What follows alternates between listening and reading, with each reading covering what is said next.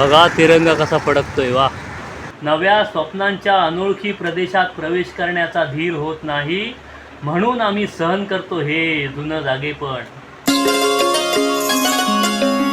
नमस्कार मंडळीनो, मी कोकणी माणूस बाबूदादा. काय समजले मंडळीनो? आज रविवार आहे.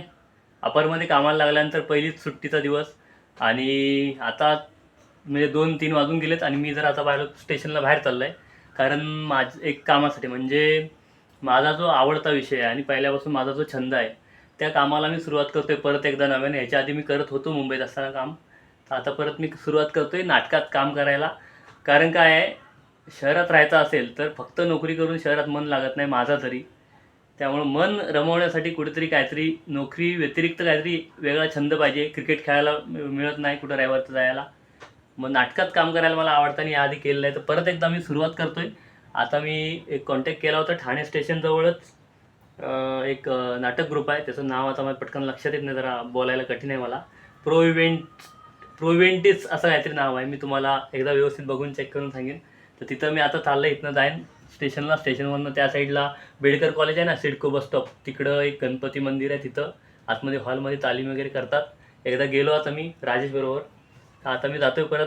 सो मी एक्सायटेड आहे, परत काहीतरी नवीन सुरुवात करतो आहे आणि मी कंटिन्यू करत राहीन.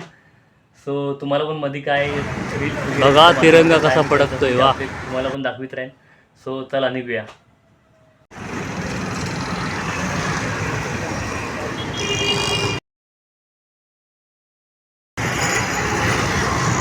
चला पुढे जाऊया. जाम ऊन आहे, 3 वाजलेत. 4 वाजता आम्हाला बोलवली नाही, 4 ते 7चा आहे रिहर्सलचा टाईम.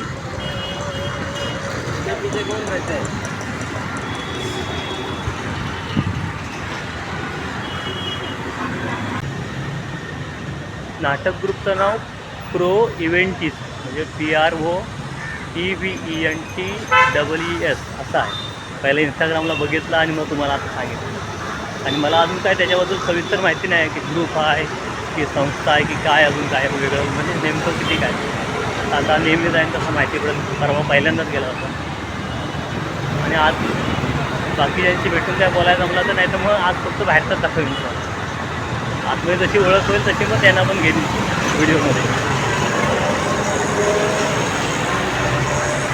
सिंघानिया स्कूल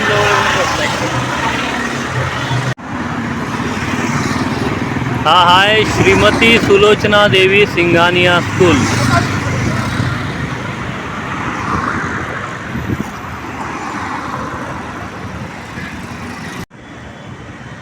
या टेनिस कोर्टच्या बाजूलाच इकडं हा ठाणे महानगरपालिकेचा शहीद तुकाराम ओंबळे बॅडमिंटन हॉल आहे. माडाचं झाड आडवा आहे, तेव्हा दिसत नाही, इथनं दिसेल बघा. तर बघा, जरा झूम करूया. हां, शहीद तुकाराम ओंबाळे आहे काय, ओंबळे बॅडमिंटन हॉल. चला पुढे जाऊ. मी ओंबळे बोलला कारण आपण ते 26/11 बातम्या वगैरे वाचल्या, त्याच्यात ओंबळे वाचलेला होता, म्हणून मी पटकन ओंबळे बोललो. पण झूम केल्यावर बघितलं तर ओंबाळे आहे. ठीक आहे, चला. बॅडमिंटन हॉलच्या लगेच बाजूला इकडं आपला फेमस कोरम मॉल.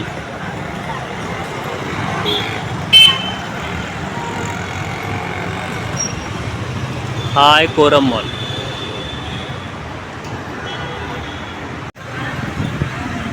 इथं ही आपली तालमीची जागा आहे. हे मंदिर आहे, गणपती बाप्पाचं दर्शन घेऊया.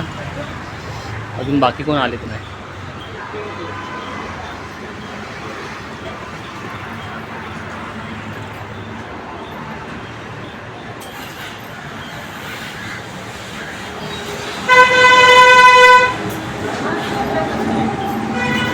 मी पहिला येऊन पोचलोय.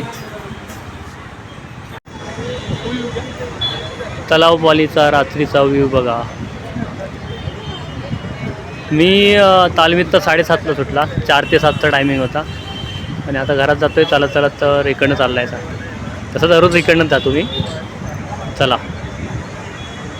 मंडळी, 8:30ला मी तालीम उरकून घरात आला, फ्रेश होऊन जेवला आणि आत्ता मी वाचायला बसतोय. तर नाटकाला नव्यानं सुरुवात केली आहे, तर मग वाचनाला पण सुरुवात करतो.